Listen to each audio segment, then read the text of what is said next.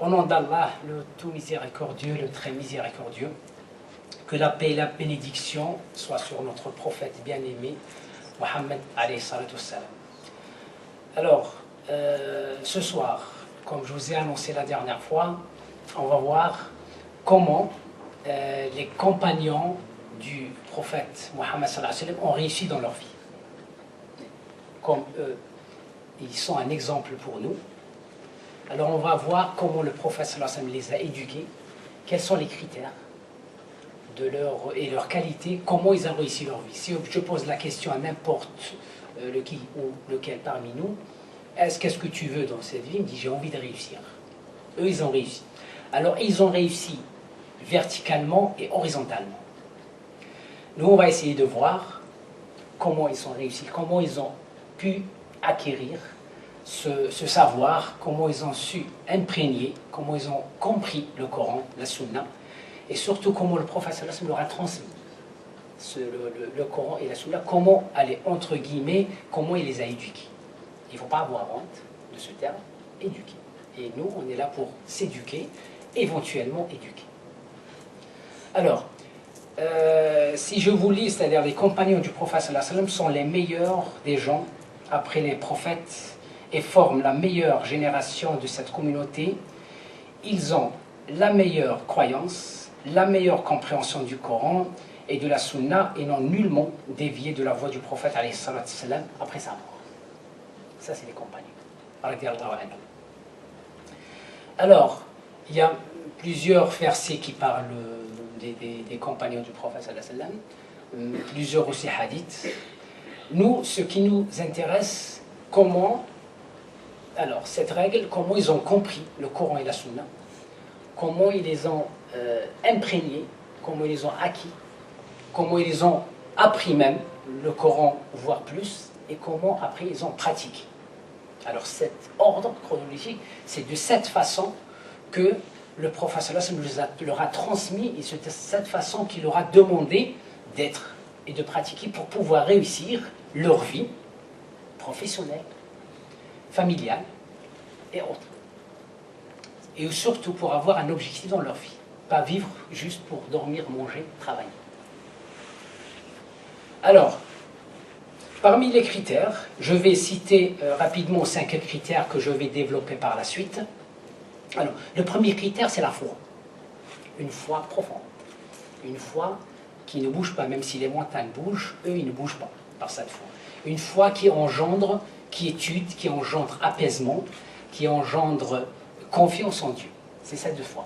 Je ne parle pas de la foi, de la croyance, des 6 piliers de la foi que tout musulman, pour être musulman et croyant, il faut qu'il croie en ces 6 piliers. Je ne parle pas de cette foi. On parle de la foi qui est ancrée dans leur cœur après l'avoir comprise.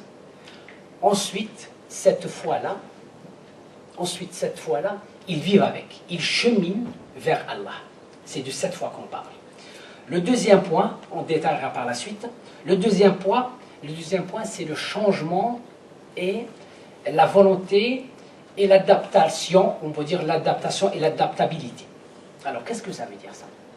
Ils étaient prêts à changer dès que, par exemple, ils avaient une certaine mœurs, certaines valeurs, dès qu'un verset coranique ou un hadith du prophète sallallahu alayhi wa sallam, ils ont appris un nouveau hadith ou de nouvelles méthodes de vie, ils sont prêts à changer. Par exemple, nous actuellement, si par exemple quelqu'un a une façon de vivre, façon d'être, tout ça, quand il apprend une nouvelle chose pour changer, il lui faut du temps. Hein, il y en a qui en font des années. Mais eux, c'était rapide. On va voir comment. Et l'adaptation, l'adaptabilité, bien sûr, ils s'adaptaient à n'importe quelle situation, n'importe quel endroit, n'importe quelle personne. Ça, ils n'étaient pas, comment dire, en ce moment-là, coincés. Hein? Quelqu'un qui s'attend, dit coincé. Alors, ils n'étaient pas coincés, tout simplement.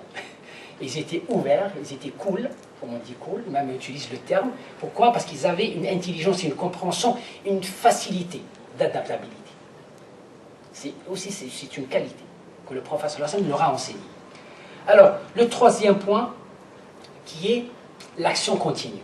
L'action continue, c'est quoi? C'est dans leur acte d'adoration, toujours dans l'acte vertical, et dans l'acte horizontal. c'est-à-dire dans leur cheminement spirituel, ils avaient un travail continu, un cheminement continu. C'était pas un travail CDD, c'était pas des périodes d'essai. Pour eux, c'était soit un CDI, soit ils étaient tous des fonctionnaires. Voilà. Quand je dis fonctionnaire, vous m'avez compris, ça veut dire fonctionnaire. Fonctionnaires dans leur cheminement. Alors quand je dis fonctionnaire, c'est dans leur cheminement. C'est-à-dire, pourquoi qu'on dit maintenant un CDI ou fonctionnaire? Fonctionnaire, c'est quelqu'un qui a, comment dire, un salaire à vie. C'est comme ça, c'est dans ce sens. Pour donner un exemple, c'est une parabole. C'est pas fonctionnaire dans le sens pour...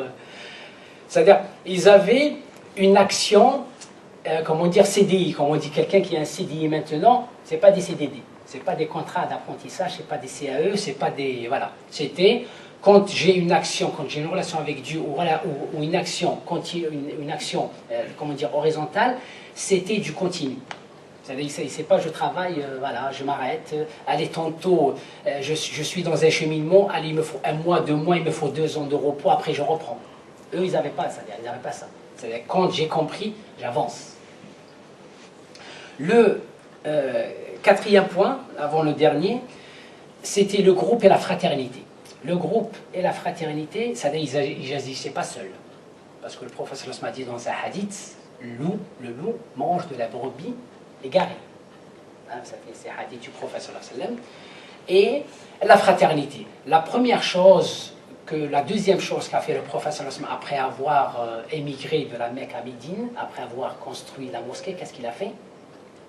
Il a fraternisé entre les compagnons. Et la troisième chose, il a fait la charte.